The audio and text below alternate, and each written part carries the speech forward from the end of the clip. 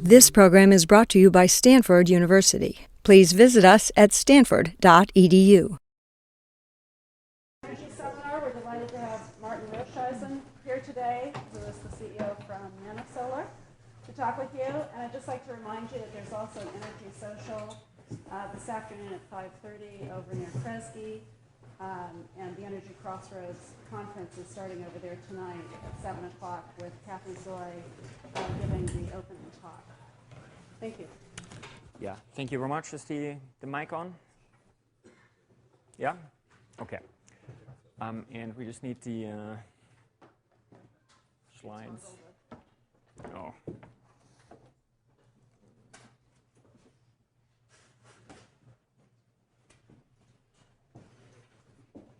Great. Is this, can everyone see this, hear us, etc.? Okay.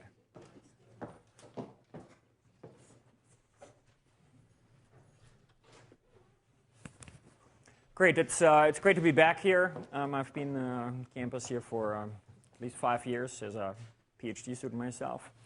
And I'm going to dive in. I'm going to talk about how to scale solar. As we all know, solar is a very small percentage of overall energy production.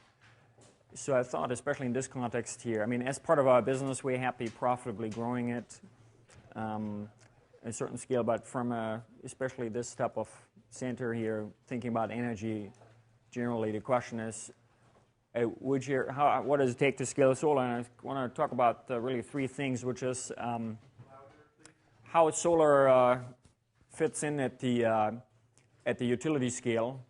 Secondly, how one can scale production, and using the example from NanoSolar type of technology we've developed. And thirdly, how to scale deployment. And just an example. So solar is, is obviously, if you deploy a photovoltaic or a solar thermal solution natively, the production is obviously when the sun shines, so it's during the daytime, and that gives you already, if you deal with utilities such as PG&E, they would credit you this with about a 1.3 multiplier.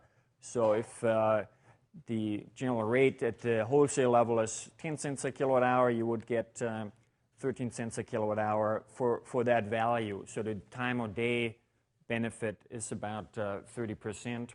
And that's because, during the peak powers of peak value, meaning during the peak power times, that's where a lot of the demand exists. And so obviously it's more valuable to produce during the peak times as opposed to the off-peak times. And that's about that factor here. Secondly, solar can come into the electricity infrastructure in all kinds of angles. You can deploy it on your rooftop, your homeowner's rooftop, behind the meter. You can deploy it on a commercial rooftop. Then you can deploy it at the municipal level, and I'm going to talk a lot about the municipal level, which means you feed into the distribution grid. So I mean, just the general electricity infrastructure, as people may not know, is you have the long haul transmission.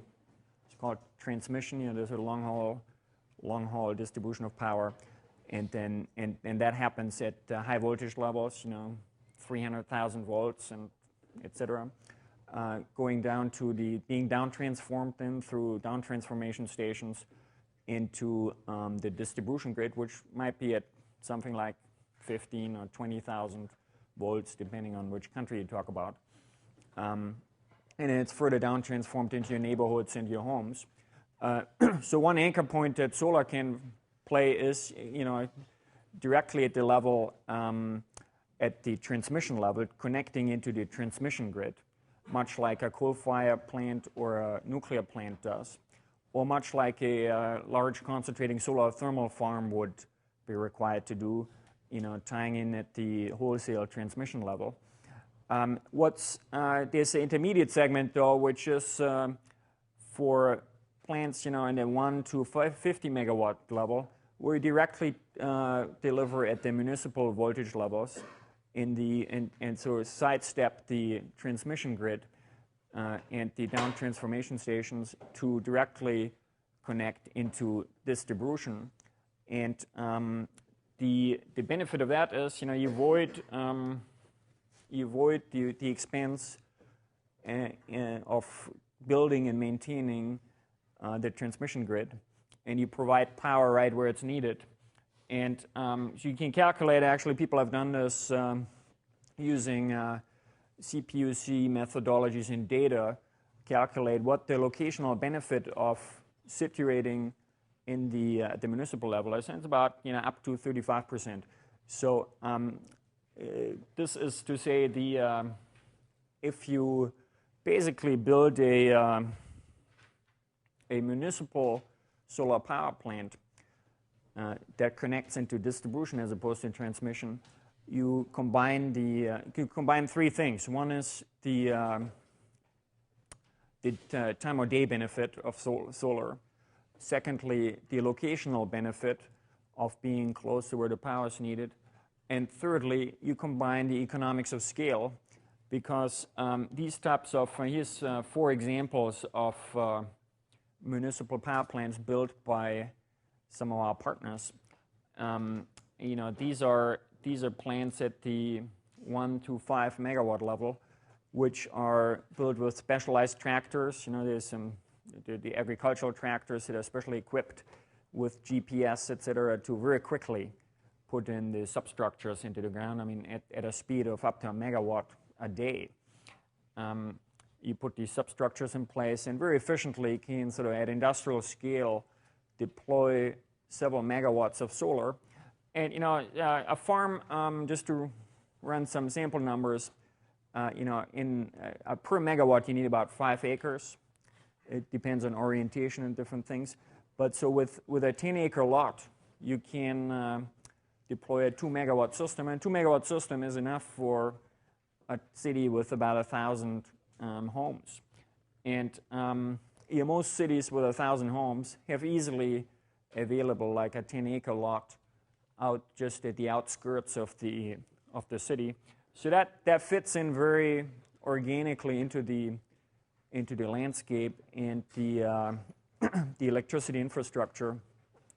And we see these type of farms popping up throughout Europe and South Korea and Asia at this moment.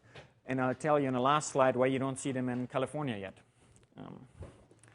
But nevertheless, in our company at NanoSolar, we are as a manufacturer, you're inherently a global company, because once you pack your panels into a 20-foot container, you might as well ship them anywhere in the world. So, we're based here in San Jose in California. We're very interested in California just by virtue of being taxpayers here and living here. But, as a company, we go for wherever the best environment exists. And we're much as a company focusing on these things, because this is where we feel we can scale things very quickly. A 2 megawatt plant is much more easy to administer than 1,000 2 kilowatt installations. And also from the economics of scale, industrial scale, kick in a way that you can actually operate at wholesale grid parity level, or at the grid parity level where you don't actually need any incentives, since we have a more scalable market in this way. Let me step back. So these type of technologies, these type of plants in Germany, for instance, they're as of last year, they're basically 100% based on thin film panels. You can't, if anyone can name me a plant in last year that was built with silicon wafer-based panels, I'd be highly curious to know. That market segment, which requires the highest level of cost efficiency, has basically 100% switched to so-called thin film solar panels, and in large part from First Solar and other companies. And I'll explain a little bit what some of the economics behind these thin film panels is from from our perspective, let me skip here. So this is, we're in our company producing in San Jose and in just outside of Berlin. We're simultaneously pulling up 2 factories.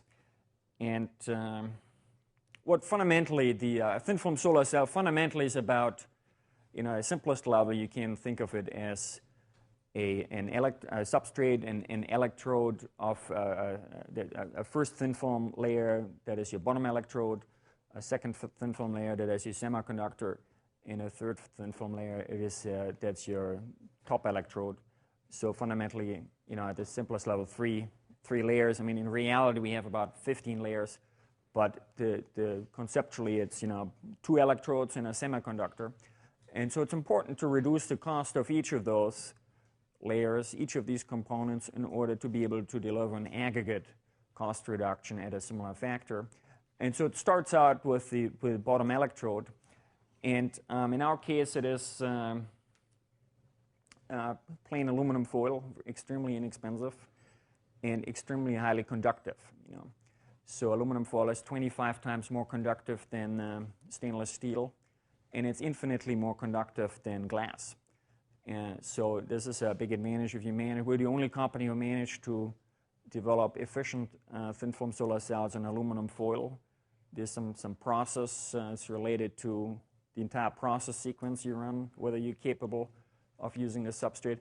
But if you're not able to use aluminum foil, you have to use something that doesn't conduct very well. And so you have to augment this in all kinds of ways to carry your current. And that just gets expensive right there. And so the ideal case is already you have a highly conductive substrate, because then your first layer of your thin film bottom electrode, can be extremely thin. Can be an order of magnitude thinner than what you need with other substrates. And so that's because that's where your capital cost is if you sputter yourself to death on a high vacuum process to put down your thin film electrode. And so it's very, very useful to have a highly conductive substrate. And so we have these are wide web, these are 1,500 millimeter wide rolls that are about 1,800 meters long, And so you have a big roll about that size. It's very heavy. You need some cranes to lift it and load it into the tools. But basically then it's a roll-to-roll process. You have a sequence of deposition chambers, and you just unwind it and is at a position, and rewind it and then put it in the next tool, and you have different tools sequenced together. But basically it's happening in these tools. Yeah, it is, the web handling, etc., is something that needs to be developed, and certainly requires some attention, that you got issues you run into, like you see telescoping here, etc. So there's a good amount of calibration, and you all need to have with different lasers and install the tools so that the alignment is proper. So there's a certain amount of engineering to be done there, but it's fairly well understood technology. Next step is, the semiconductor layer is clearly the most critical. We work with a material called CIGS, which is a copper-based semiconductor, copper sulfide.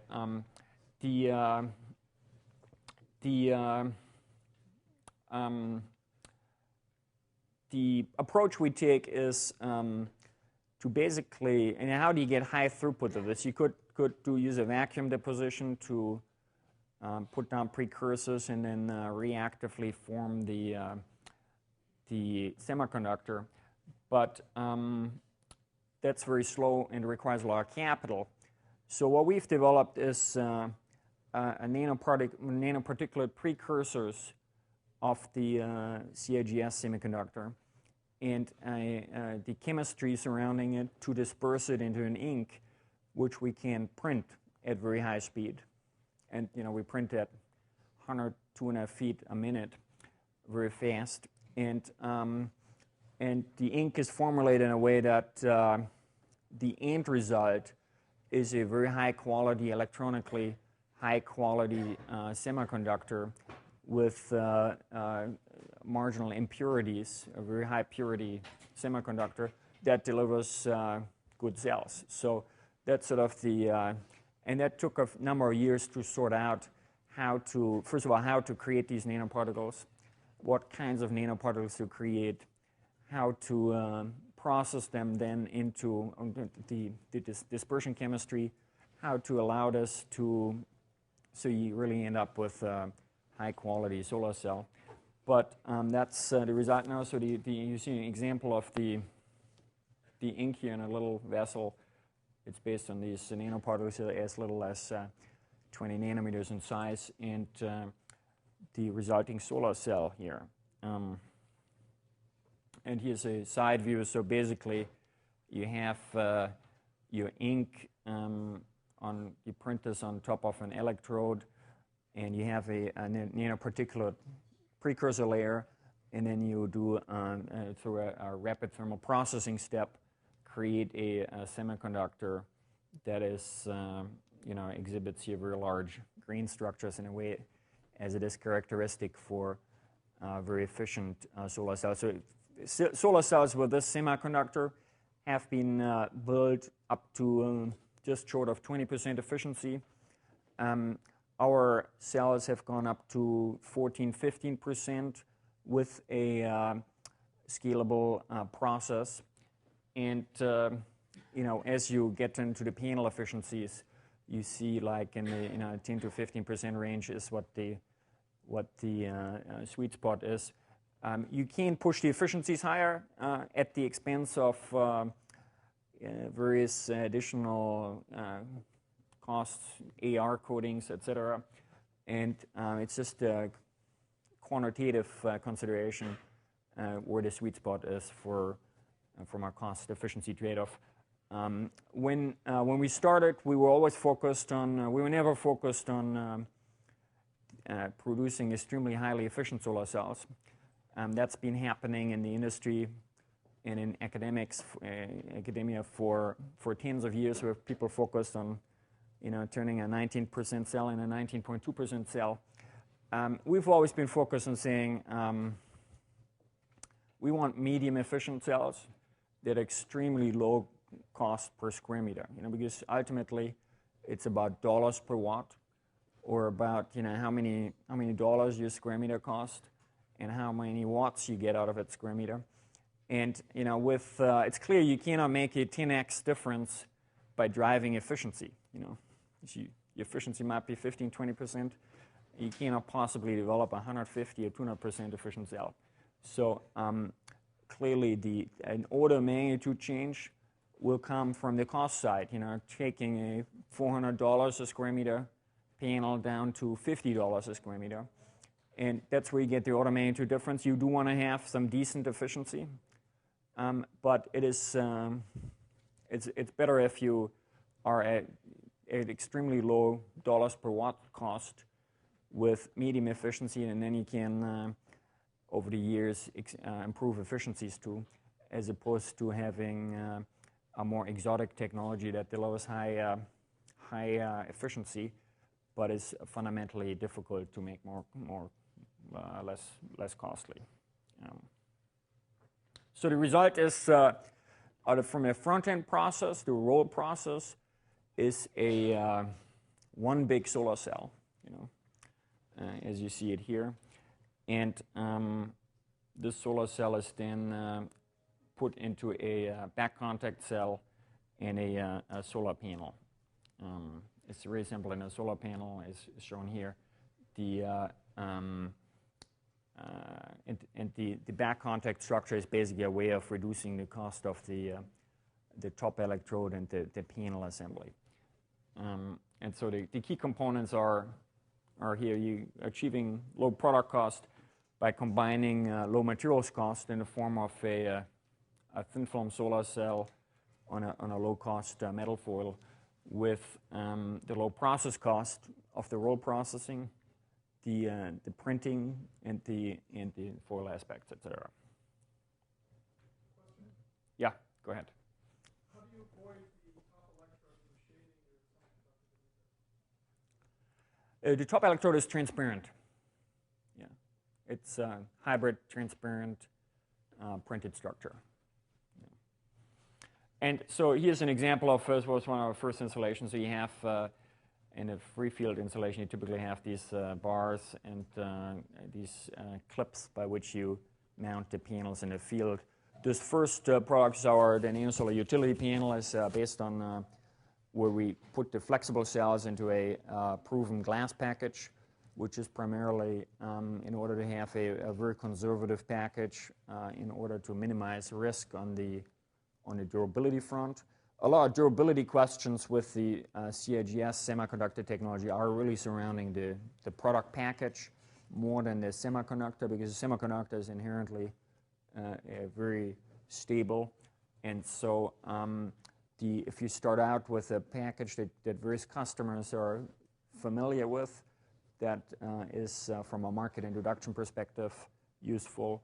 Ultimately, these solar cells can be packaged in all kinds of ways, in plastic encapsulants and foil-based structures, etc. And we have a lot of things in R&D.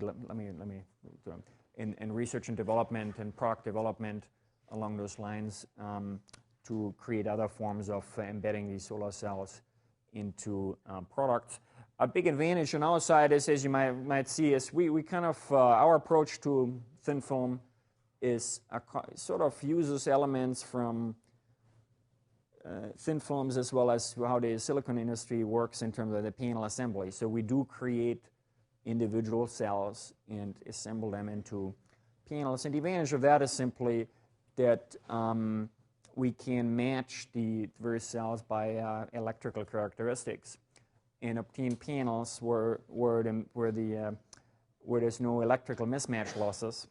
And so we can actually translate the cell efficiencies more efficiently into panel efficiencies than possible with a so-called monolithically scribed thin film panel, where you have all this one big cell on a glass plate, and then you scribe cells into it, but you cannot switch out any cell. You might have in the middle a cell that is somewhat less efficient, and it drags down the efficiency of the entire panel for you.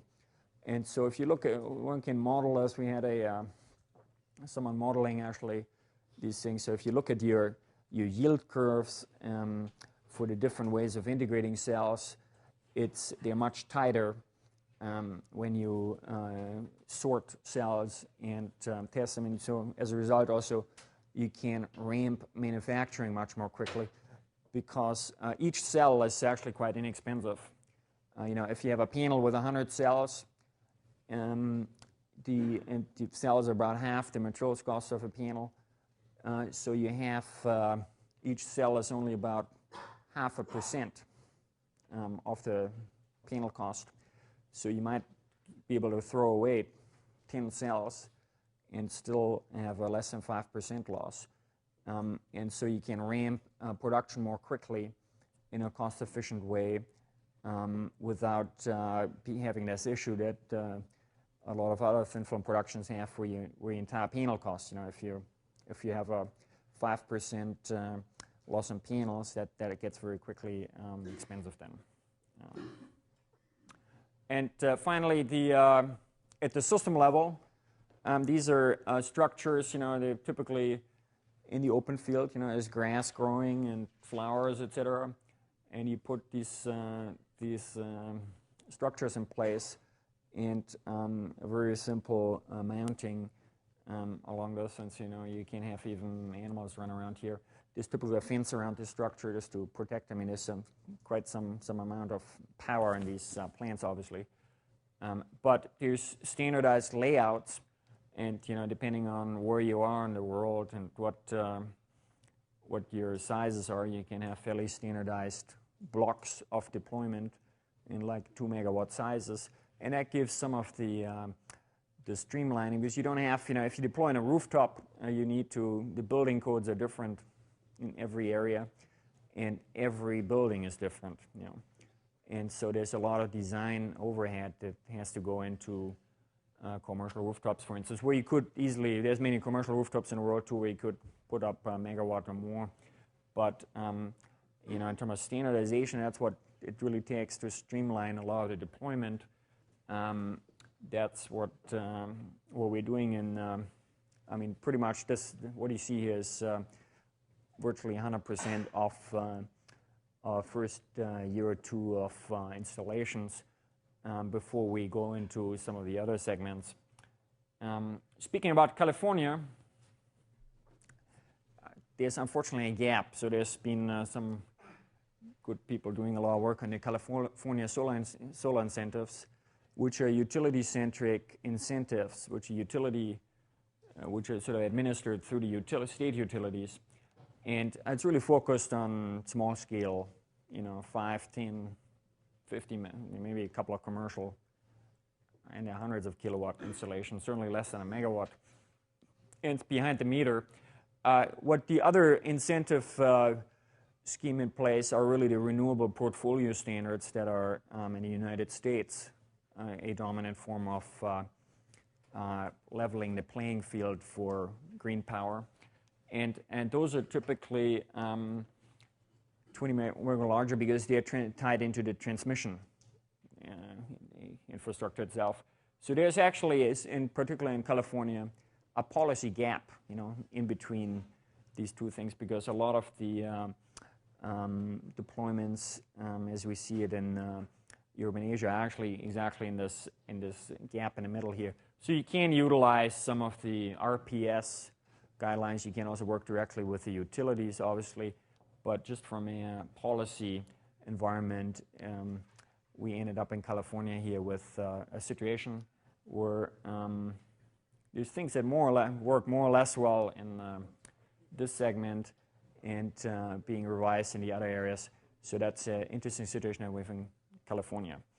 And that's the basic. I want to leave enough time for Q&A. Please feel free to anyone contact me. You have my email address, rmr@nanosolar.com. We certainly have, it's a great time of the year where some people might be graduating. We have any number of listed and unlisted full-time, part-time, summer, internship, whatever opportunities available. So please just mail me and I'm sure we can sort something out. We have a lot of people on our team who were at Stanford and PhDs or other things who would be looking forward to working with anyone else. Okay, thank you.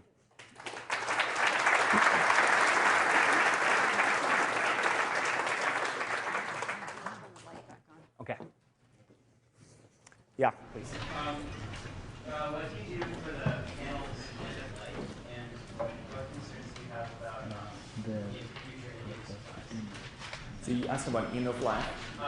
Just what, do you have plans to recycle the panels at the end of their useful life, and do you have concerns about future supplies? Yeah, the one question is about what happens at the end of the life of the panels, and the second is about the indium part of the copper, indium, gallium diselenide semiconductor. So let me start with the second one on indium. We have obviously spoken with supply agreements with the sources of indium out there that can meet our demand. Just to point out a few things, and the question about material shortage tends to come up because people got burnt about material shortage in a silicon world. In silicon, you have the industry constrained at this point through the shortage on polysilicon. And but the same question doesn't necessarily make in thin film for the simple fact, in silicon you need on the order of 10 grams a watt in terms of materials. In thin films, it's a very different situation. You need basically milligrams per watt. So right away, the scaling in terms of the number of grams or kilograms you need or tons per megawatt is an order of magnitude or 3 orders of magnitude different in thin film. So just that as a general caution to not necessarily apply the same framework to thin films. In thin films, I think what we're going to see a lot more is a lot less materials constraints on production scaling as opposed to tooling constraints. It's just a lot of tooling needs to be built. This is very intricate tooling, and there's just going step 1 or 2 steps back in your tooling supply chain. We're going to see a lot of scaling issues in this industry that going to be the ongoing challenges. Regarding indium as an element is more frequent than silver, and it's orders of magnitude off in terms of production right now. So there's a lot of potential left in terms of just the mining capabilities of this. As far as we're concerned, our company, our indium's material utilization is extremely high too. So using other processes like vacuum deposition processes, you might only use like 30% of the incoming indium might make it onto a solar cell. In our case, it is more than 95% of the atoms we buy end up in a solar cell. So that's certainly useful, and the printing process helps you to have really high material utilization. So these couple of factors add up from sort of the indium pictures. Was one of the most asked questions in this area. Regarding recycling of panels at end of life, solar panelists, we warranted them for 25 years, so it's not the first prize. It's not like a cell phone where the industry might count on, just throwing away the stuff after 2 years. So we're a somewhat different regime. Still, we expect just from our regulatory environment that solar panels will not continue to be exempt from end-of-life provisions. And the way it actually typically works is there's enough acid in the aluminum of the mounting structures in these free fields, for instance, that at the end of the life, that's enough to kind of pay for a lot of the recycling. We know that there exist various techniques how to recycle our panels. We haven't been forced like First Solar to actually implement it at this point because our panels don't contain cadmium, unlike First Solar's. So it's some issue that's going to be at a later point in time. For that installation, you showed a picture with the long roll solar panel. Yeah. Well, what happens if, say, a bird poops on the panel? It brings down like the power you can get out. Good question, actually. Yeah, it is a good question, actually. It's called the frisbee effect too. What happens if someone throws a frisbee and it lands on a couple of cells? Can you speak up louder, perhaps? He asked the bird question. What happens if a bird sits on a long row of panels? This row might be 200 meters long and might contain 100 kilowatt or something like this, and so and a lot of it is in series. So there's a lot of power there, and if a bird or some other frisbee, etc., shades part of the structure, that would the question was what happens. It's a question that has been our nightmare for something like two years ago, because we were highly intrigued about what happens. Because you've got to design for it. The part of your TOV, etc., certification are various hotspot tests too, where you do reverse voltages, etc., to test to make sure that your panel doesn't blow up in these situations. And so what happens in these cases? Nothing bad happens. As a combination of the thin film panels picking up voltage very quickly, even under low light, and various electrical design features included that basically make sure that you don't create a heat spot there. Sorry, can I follow up with that? Yeah. I guess I was asking, do you as Atom Solar, as a company, do you do anything to actively, resolve problems like that? Say if you have a big stain on your solar panel, and it would bring down the power. Oh yeah. If you have dust, etc., and it brings down the power of your plant, you can. A lot of these structures are designed to actually for the rainwater to have some self-cleaning effect. But if you deploy in other regions where it's too dusty, then the system. We ourselves as a company, we don't do anything. The only thing we do is we ship panels into these projects. We don't do these projects, but the people who build and own these projects might want to take care of the panels like us. Yeah. I'm here, sorry, is your transparent electrodes that ITO or are you using something else for the transparent electrode? We use one of the transparent oxides, yeah. Metal oxides, yeah. But it's not It could be. How does performance degrade over time? The CIGS is very stable, so there's no intrinsic degradation expected from a cell itself, you know.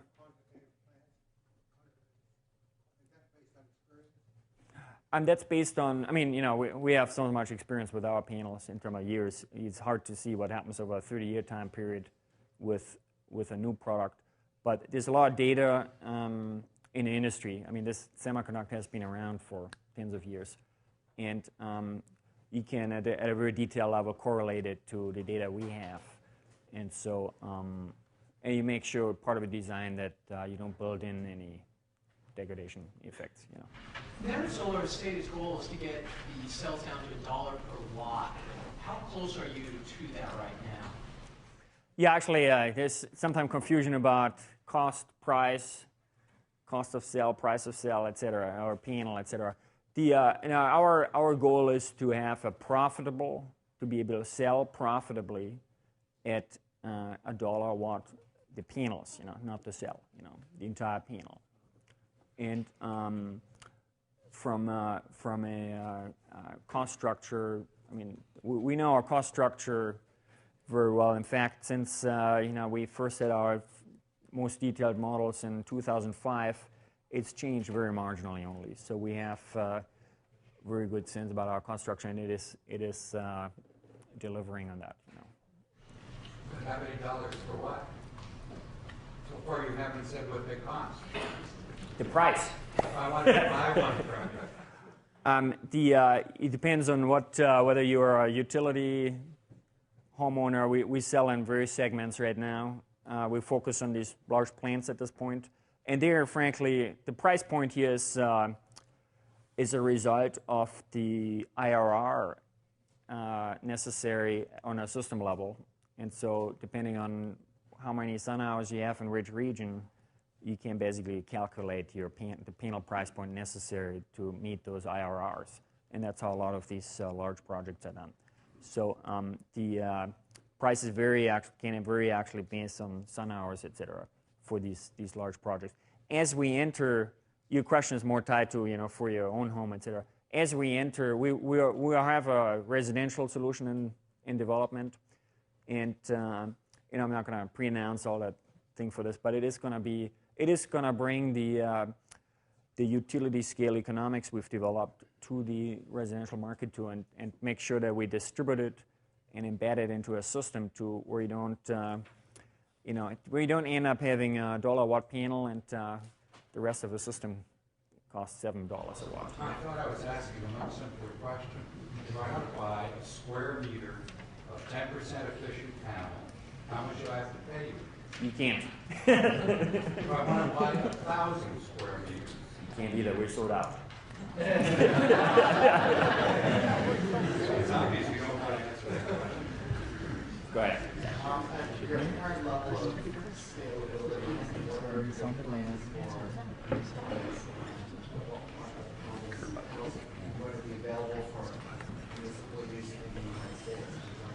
Yeah, we will do plants in 2010 in California here. The factory, our cell factory in San Jose, is laid out for and being equipped for 430 megawatt of cell production capability, and we have at least as much in Germany too. You mentioned a goal. I think you said $1 a watt is your goal. Now, when we ask you about how you compare that with existing pricing, you don't give an answer. Now, would you give an answer of where your $1 a watt goal would fit in? Yeah, so dollar watt means you have a cost structure that's below that. That's basically what it means. In terms of the pricing, these are, we don't directly sell to end customers like yourself, even if you have a specific project. We sell to people who have repeat business in various market segments. How much do they pay? And you might be, and each of these contracts, each of these contracts, here's the business reality. Each of these contracts is confidential on a one-on-one basis. It would be actually not. You're gonna know the average price across all segments. Like for First Solar, you're never gonna know on a per segment basis what that is, and there's various reasons for this. It just means, the meaning of the dollar watt level is the technology is readying the markets in larger scale where you can deliver systems that are delivering on more and more regions on the grid parity level, And you're going to see this, the most meaningful price to a lot of people here will be once we price our residential product, and you can go to a website and here's the retail price, and it's going to be available. But this isn't the time to negotiate prices here for the general program. Go ahead. Yeah. Is there a distribution problem if you were to deploy a panel, say, in lieu of a field over a parking structure, over a parking lot, or along roadways? Yeah. Is that possible to still distribute the electricity? Yeah, we like carports a lot. This is a productizable element in terms of deployment. It's carport structures, parking lots. People like to have their cars in the shade, and in the future you can charge your electric car directly through carport type implementation. That's definitely we're going to do a number of them in California here. Yeah. Go ahead.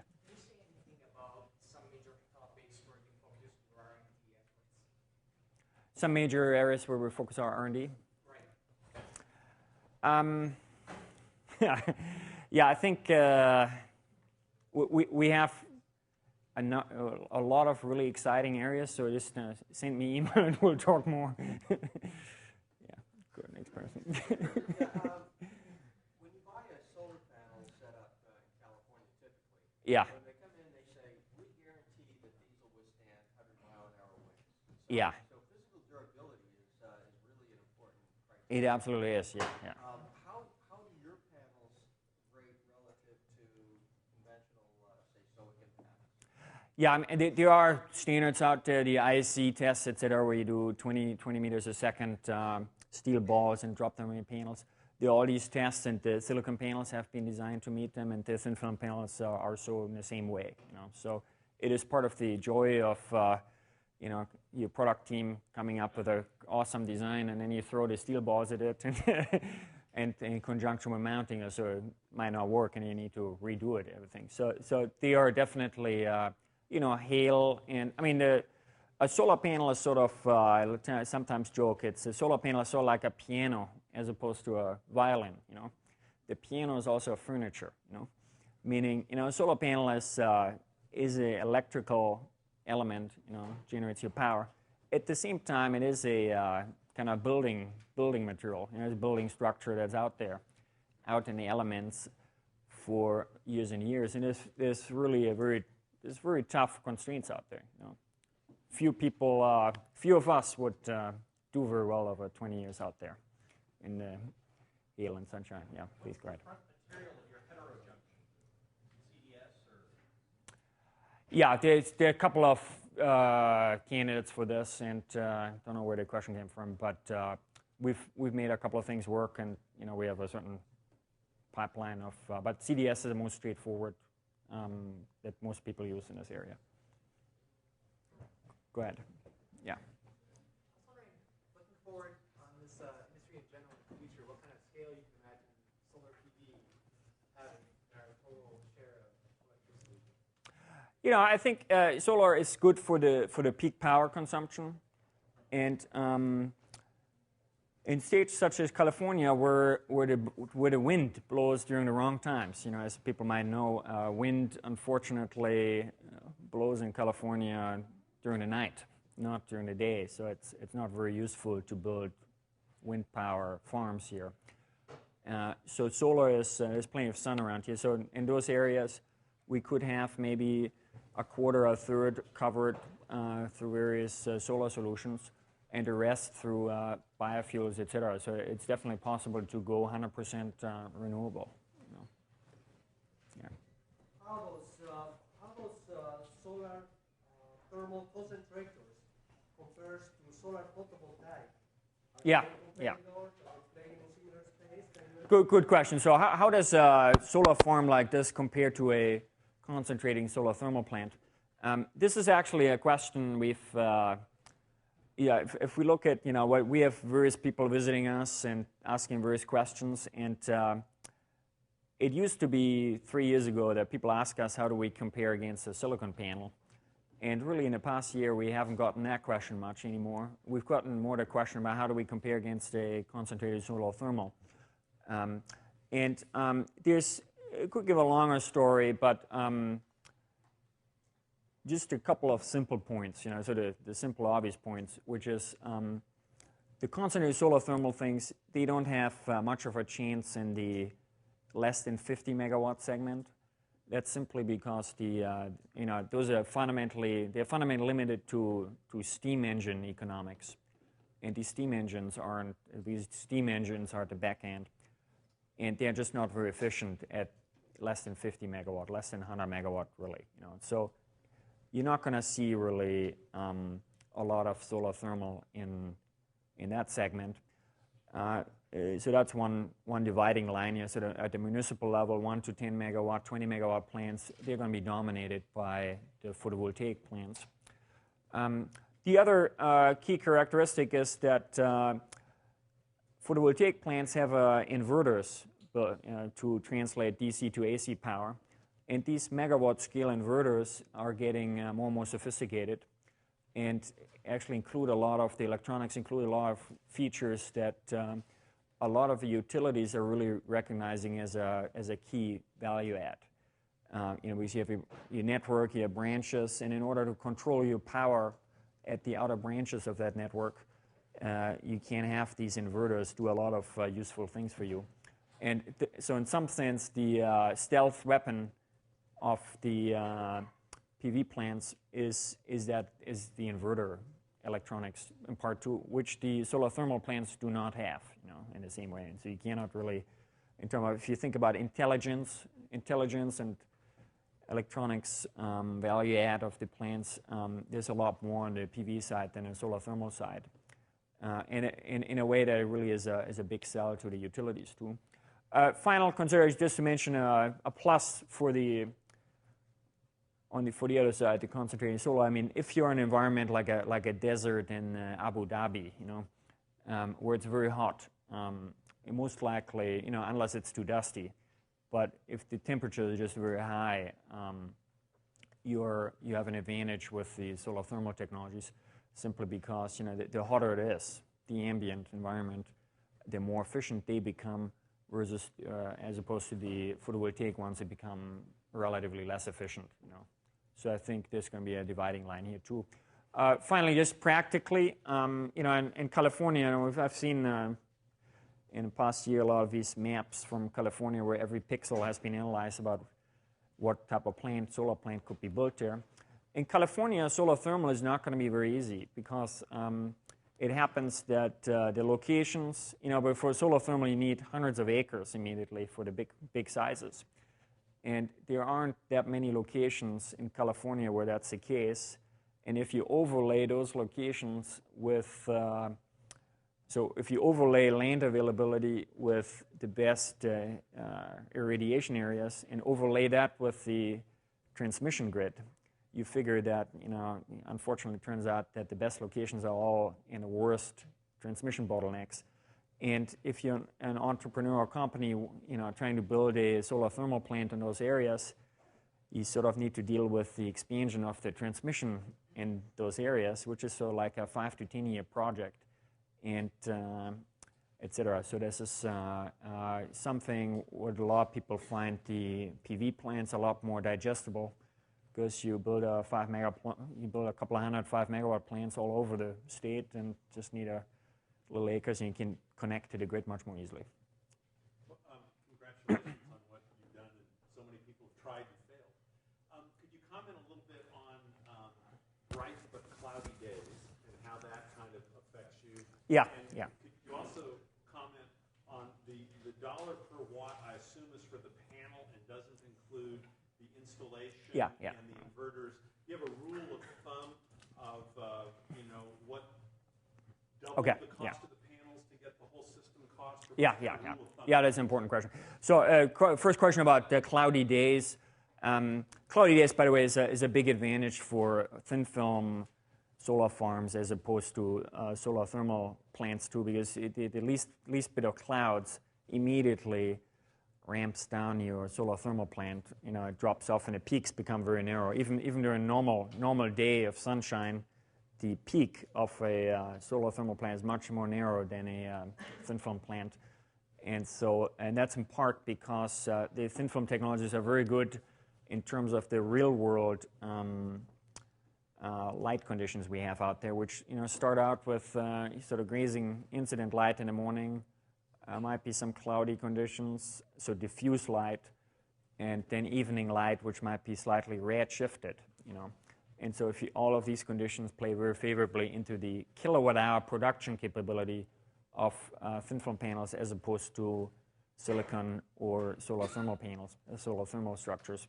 And so at the end of the day, what everyone cares about is not percent efficiency, is not really dollars per watt. It's kilowatt hours delivered, obviously.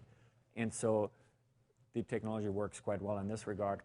You ask about, what's the rest of the system cost? You have a solar panel and then inverters in the whole structure. So in California, you pay you might have to pay another $6 a watt to get your system done, no matter what your panel is. But the streamlined structures as we have as they exist today, they are basically at the a dollar watt level. So if you have a dollar watt panel, then you can have a $2 watt system, and then you are basically a wholesale power rates. And so the rule of thumb is that includes the inverter, includes the installation, includes the land lease, includes everything.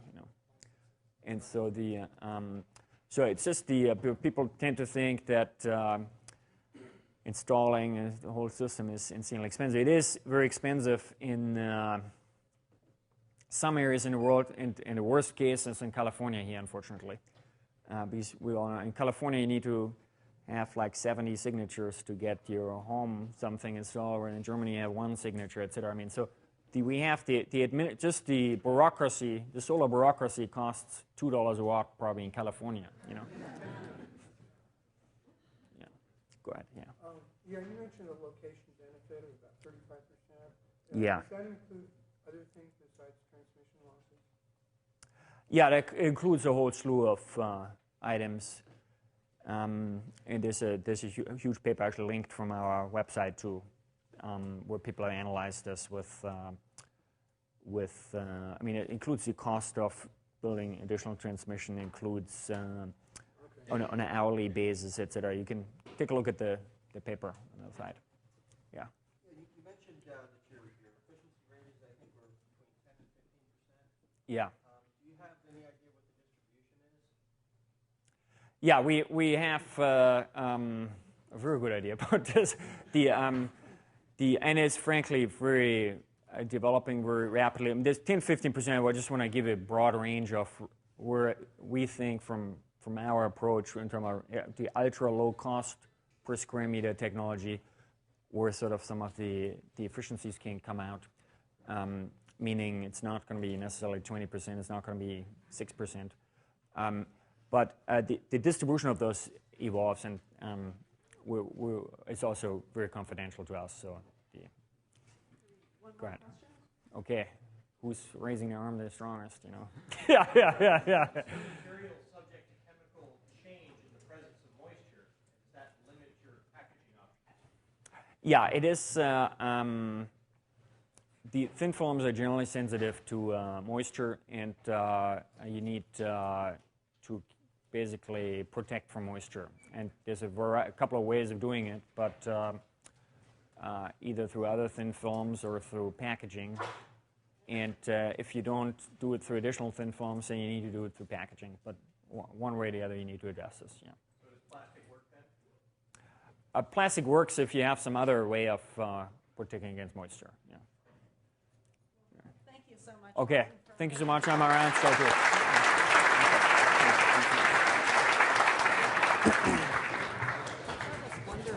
Okay. Thank you so much. Are you willing to share your presentation with us so that we can post it?